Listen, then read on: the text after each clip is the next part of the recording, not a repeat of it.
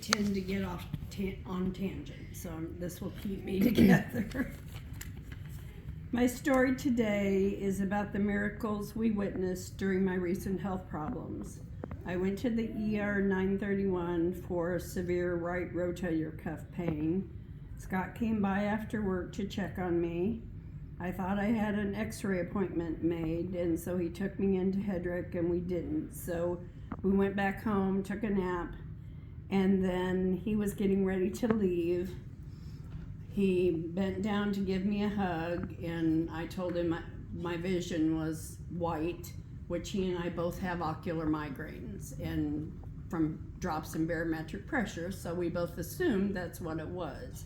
So he said, "Otherwise you're okay," and I said, "Yeah, I'm okay." And then he was getting ready to leave, and God intervened and made sure he stayed. I had a grand mal seizure, which he was able to protect my airway and call 911, and they admitted me at Hedrick. That was our first miracle, that he was there, that God kept him there. I was admitted to Hedrick that night, 10/3. Miracle number 2, Dr. Rosenthal, who's an ER physician, is one of those physicians that knows me well enough to know that I may not be able to tell him what's wrong, but he knows to look behind what he sees. He's just learned to trust that I know something's wrong, but I may not know what, and he'll find it. Well, he happened to be in the room next to me trying to get me transferred to a seizure bed, and then I had a second seizure, so it became even more urgent. So they were able to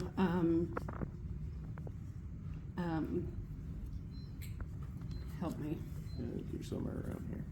Yeah, so he was on the phone, like I said, and Scott heard me make that guttural sound again and said, "She's having another seizure." Everybody ran in, and the doctor, let's see. Okay, so I was then transferred to St. Luke's North after that, 10/4. When I arrived there, Scott, I was definitely postictal this time. And he said it was like a drunken toddler that refused to go to sleep. I was thrashing around. I wouldn't lay down. I kept sitting up. Like I was just. You kept trying to pull IVs. Pulls it, yeah. So. Out too.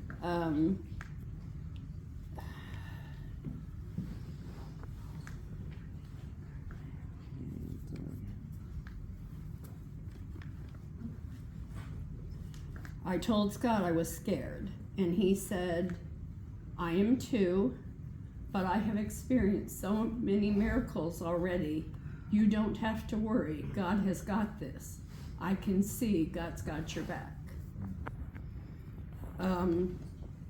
Ortho came in. I was supposed to go home again after the seizures, and the following Tuesday, and Ortho came up to inject my shoulder. And I had another episode. I'm not sure exactly what the episode was. I never heard that. But they did a CT of my abdomen. I was awake when I got to St. Luke's North, and they told me that I absolutely had to have a CT. There was something not quite right. Well, they went across my upper chest, nothing. Went across here, nothing. And as soon as they got over my liver, they saw a massive hemorrhage from my liver and into my liver and into my abdomen. I don't know how much blood I lost, but I know I probably received at least 10 units of blood. Most all of it. Your blood pressure came pretty close to 0. Right. My blood pressure was 40/20 when I arrived at St. Luke's North.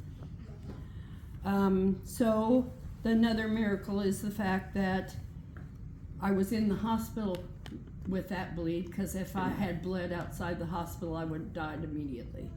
Yeah. Go ahead. Sorry. And that the IR guy that could fix that bleed was getting ready to go home, and God said, "Maybe you want to take a look." So he did, and he saw the bleed, and he was there, and he could fix it immediately. You know, Miracle number 3. I was in the hospital when I bled. Oh, that's the one I already did. I'm sorry. I was told that the next 24 to 48 hours would decide, but they weren't hopeful. They did not really expect me to recover. When I awoke in ICU, my nurse told me I was in total body organ failure, that my kidneys had failed, my liver had failed, and that I would need dialysis. I said, "Oh, you need urine?" And she said, "Yes, you have no urine in your bag." And I said, so I prayed out loud, "God, please awaken my organs." Within 3 hours, I had 300 cc's of urine in my bag.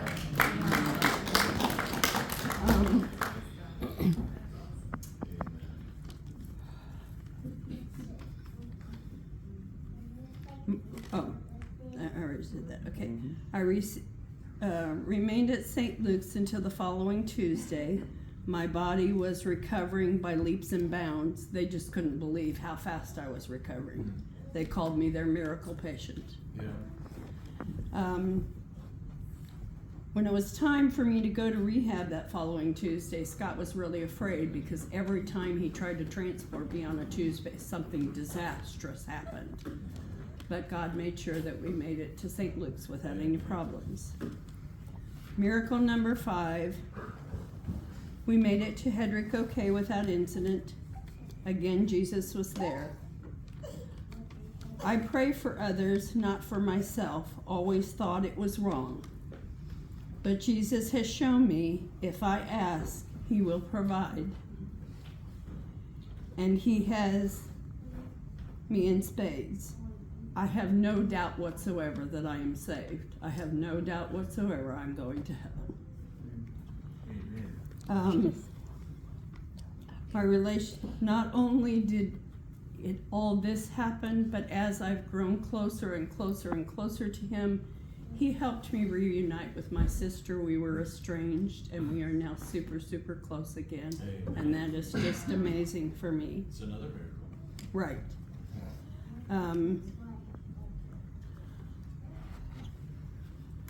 I've talked to Jesus all day, every day. I have since age 7.